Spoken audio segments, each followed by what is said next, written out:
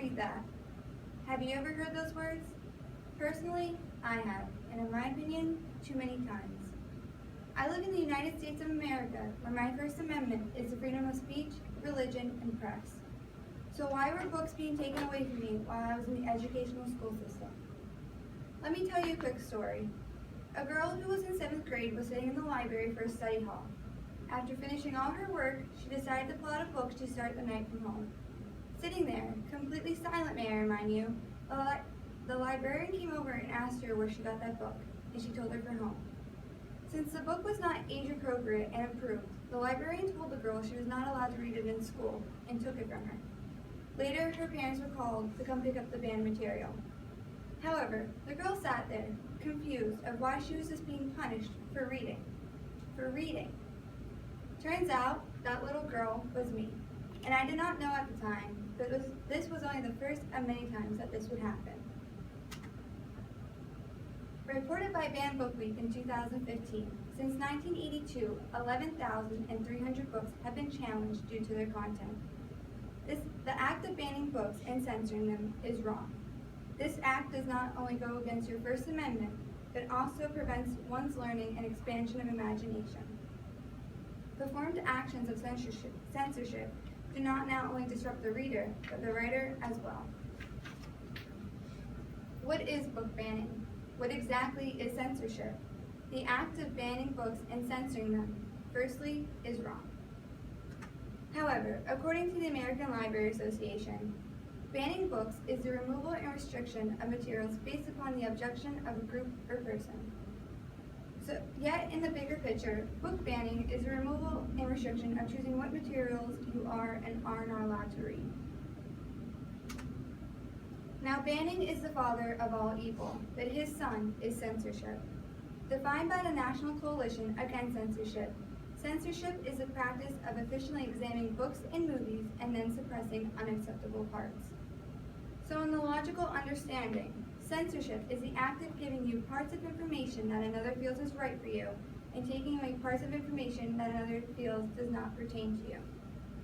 But remember, that choice by your right is yours and only yours to make, not someone else's. While I was researching, I became curious what materials I have either read or heard of that were banned or censored. Results were thousands, but a few banned books caught my attention, such as Catch-22, Perks of Being a Wallflower, Saga, The Absolute True Diary of a Part-Time Indian, and Crank. After being shocked by this list, I had to investigate what books were either challenged or censored due to their content, and again, results were Cut, The Catcher in the Rye, Fahrenheit 451, The Hunger Games, and even the Harry Potter series.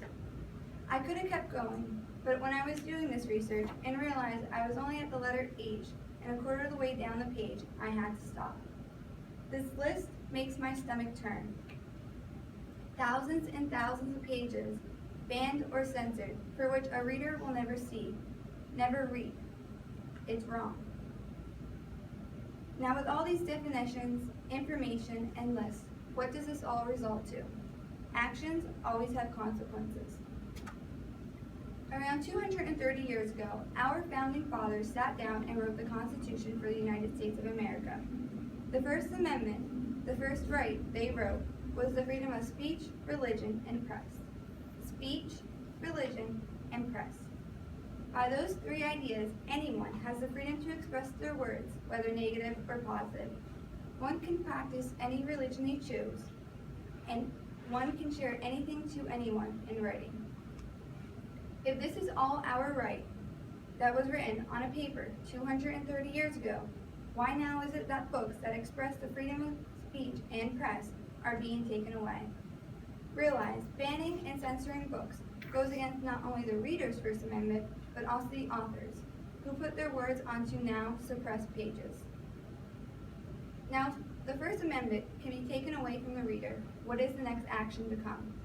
To the one who wanted this done, think about what it does to another, such as the reader. As many of us know, the learning process is different for everyone. Some are able to learn within the classroom, while another can take away information from a televised documentary. Whether the information is being provided, however, many learn from reading. Whether the information is being provided in a scientific fact or a life lesson, the reader is learning. Now, if one bans and censors that information in these materials, where will the reader learn? Personally, books have given me the courage of imagination. Reading throughout my life, I have visited worlds such as where one flies on a broom, one walks through a wardrobe to another world, and one where it is okay to be original and different.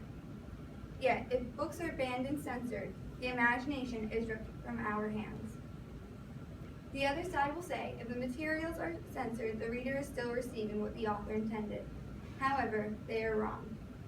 Censoring the information is giving the reader a one-sided view, neglecting them to understand the full picture with all the views. Taking the information out of context disrupts what the writer fully intended. Therefore, not only banning and censoring books wrong, but it hurts the education and expansion of imagination for the reader. Now, if you hurt the book, you hurt the reader, and with that, it's impossible not to hurt the writer. Take candy away from a baby, they cry. Ban or censor work from an author, they don't cry, they question. What was it about their book that impacted others so much that it should no longer be available?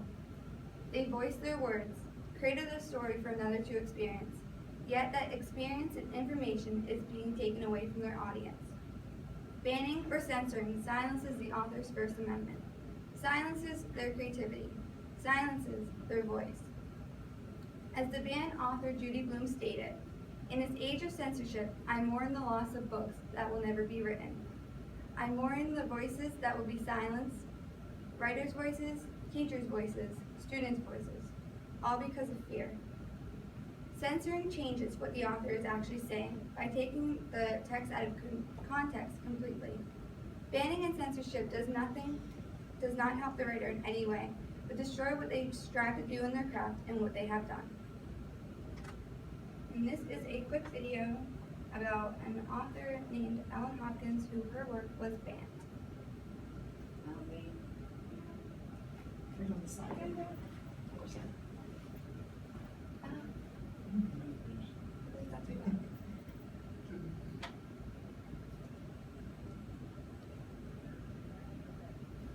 My books? Somebody doesn't like my books? Really? Because, and then it's like, but why not? And so then I wanted to know why not, and so then you go looking for the reasons why, and then you're like, really? That's why? Because, I mean, I really feel like what I'm doing is important, that the books I'm writing are important, that maybe not everybody likes parts of them or things that are in them or language or whatever that's in them, but the overall takeaway from the books is such a positive message, I think, of all my books. So, you know, I'm kind of like half hurt. Now you heard why banning and censoring books is the equivalent to wrongful evil, but let's investigate in the other side's argument. Banning books and censorship is implemented to protect readers of racism, profanity, sex, alternate lifestyles, violence, negativity, witchcraft, and unpopular religion views. So in short, you are protecting the reader from reality. By banning and censoring books with these common themes, the reader is being sheltered from the real truths that lie around the world today. This does nothing more but harm to the reader by preventing them to experience and be educated on the real-life ideals that occur in the everyday. The American Library Association can challenge, censor, or even ban a book, but that will not end the creation and publication of them. For a moment, put yourself in an author's shoes. If you just finished a book that might have taken you months or even years, would you be happy when you finally see it on a bookstore shelf? Now imagine this. After your book has sold thousands of copies, the American Library Association contacts you to say that your book is not appropriate for all audiences. It is to be challenged. Would you still be proud? If you do not know, authors who have been shamed for their book's content come with the strongest of wit to strike back. During the week of September 25th to October 1st, authors, publishers, booksellers, librarians, teachers, and most importantly, readers, come together to celebrate Banned Book Week. This week of the year is the annual celebration for the freedom of speech and press, encouraging every single person to read whatever they want. As their slogan says, read restricted. Banned Book Week is a prime example of why banning books in general is wrong and, in a sense, pointless. The books are still celebrated. The books are still available. The books are still read. The books will be read, if not in school, then at home, where the material is always age appropriate and approved.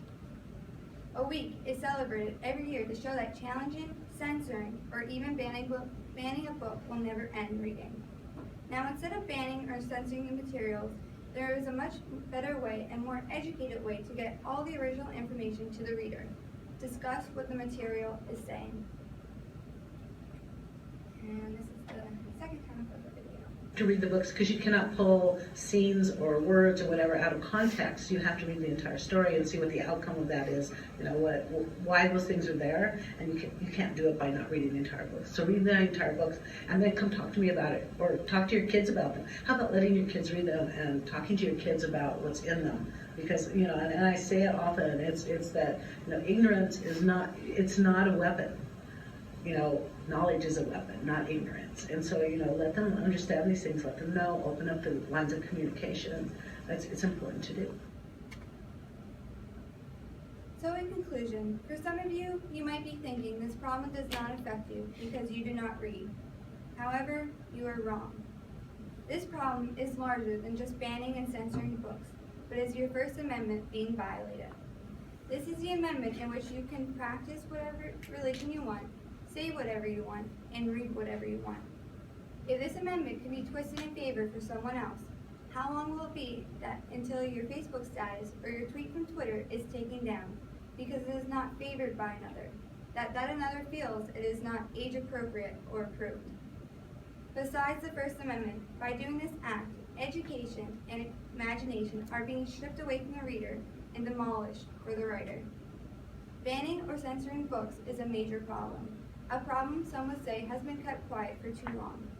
But now it's being open to the audience. I challenge you in this room to read restricted, to practice your First Amendment loudly and proudly, and not allow anything to be ripped out of your hands like my 7th grade self. This problem needs to end before we are all completely silent.